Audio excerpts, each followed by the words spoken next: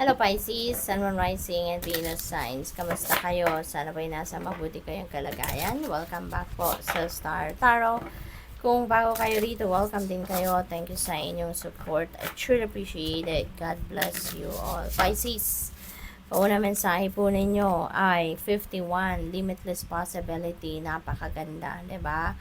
Parang tuloy-tuloy, walang katapusan, walang hanggang opportunities and possibilities ang dadating sa inyo. Kaya you have a lot of choices.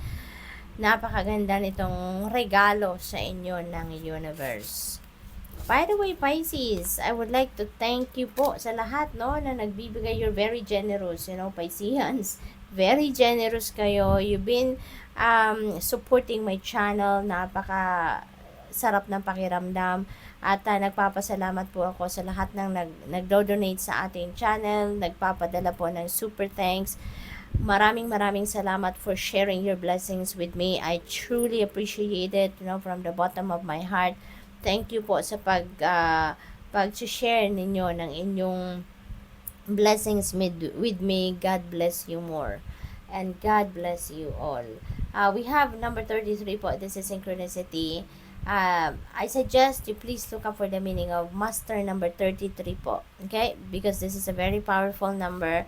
There is an additional insight. There's an additional information and inspiration na ibibigay sa inyo ito, no? Kaya, pakitignan po ninyo yan. I-google po ninyo yan. Dito din sa YouTube, meron na din nag-explain ng mga number meanings po. So, paki-search nyo na lang po yan. Inspiration. No, ito yung babalot sa inyo sa ngayon. High vibe kayo, masaya kayo, nasa high frequency kayo ngayon, which is really positive and really good. Inspirado kayo sa ngayon, no? Inspirado kayo. The more na mas masaya kayo, inspirado kayo, tataas ang vibration ninyo, and you will be in a situation or energetic frequency of manifestation, no? Pag high vibe tayo, malakas ang powers natin na mag-manifest tayo ng kung ano man ang mga gusto nating i-manifest sa buhay natin.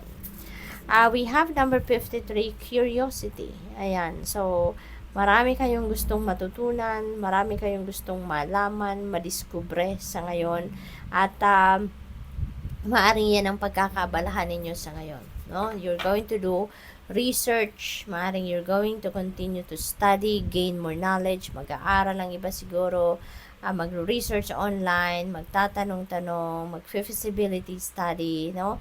Whatever that is, no, nagagawin ninyo, yan ay dahil gusto ninyong ma-figure out, no, kung ano man yung naiisip ninyo dito, na kailangan ninyo pa na more information pa para ma-concretize ninyo siguro ang inyong plano. What else? We have number 38, the authentic self. Ayan, Pisces, napakaganda. Kasi parang you are going to display your honesty talaga, no? Yung authentic self ninyo, ito yung ilalabas ninyo sa ngayon. Wala na kayong maskarang isusuot, no? Kung ano kayo, yan ang makikita ng mga tao. What you see is what you get na ang peg ninyo dito, which is really good, 'di ba? Kasi in order for you to attract honesty then, in order for you to expect, no, from other people na maging honest sa iyo, dapat nagsisimula yan sa inyo. And that is what you're going to do right now, no? Maaring isang malaking pagbabago ito sa inyo, no? Na magiging honest na kayo sa sarili ninyo, and magiging honest kayo sa mga nararamdaman ninyo. You're going to speak your truth, walk your truth from here on. So that is really beautiful. We have number 44. This is another synchronicity. Okay? Number 33 at saka number 44 na po ang titignan ninyo. Sabi dito, the courage to step into life. Ayan. So, napakaganda kasi magpapakatatag na kayo ngayon. Magiging courageous na kayo, magiging brave kayo. Your inner strength, no, bubuhayan ninyo yan, and you are ready to face life, no, squarely.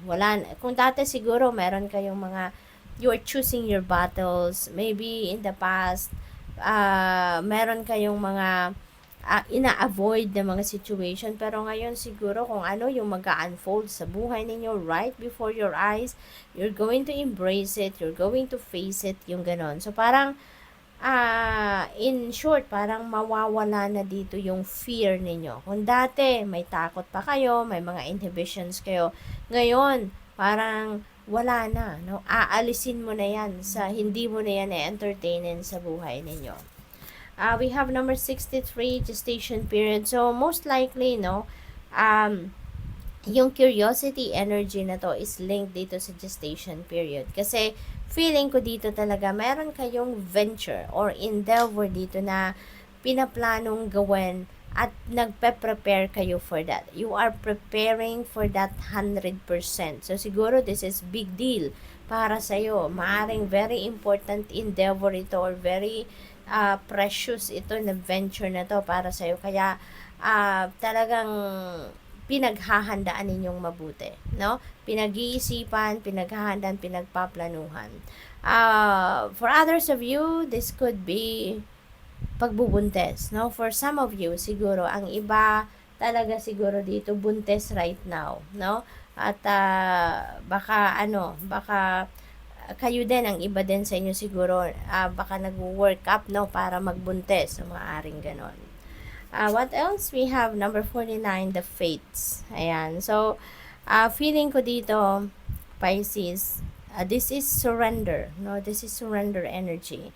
Yung parang, siguro kung ano na, yung parang you are letting go and letting God, no? Yung ganon. Tanggap nyo na kung ano mga nangyayari sa buhay ninyo, tanggap ninyo yan, no? Wala kayong pagkontra, wala kayong pag-aalinlangan, wala kayong pagtatanong, wala kayong pagko-complain. Whatever it is that is unfolding sa buhay ninyo, you are embracing it, no?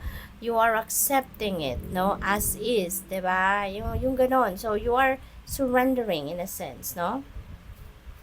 We have number 2, radical acceptance. Ayan. So, parang kino-confirm niya lang, ano, na totoo nga, oo nga, ganun na nga ang mga nangyayari, no? You are accepting what is, no? So, this is really beautiful energy. Kaya kayo, you will be blessed, no? Pisces, kasi nagsusurrender kayo sa universe. Kung ano ang binibigay niya, tinatanggap nyo.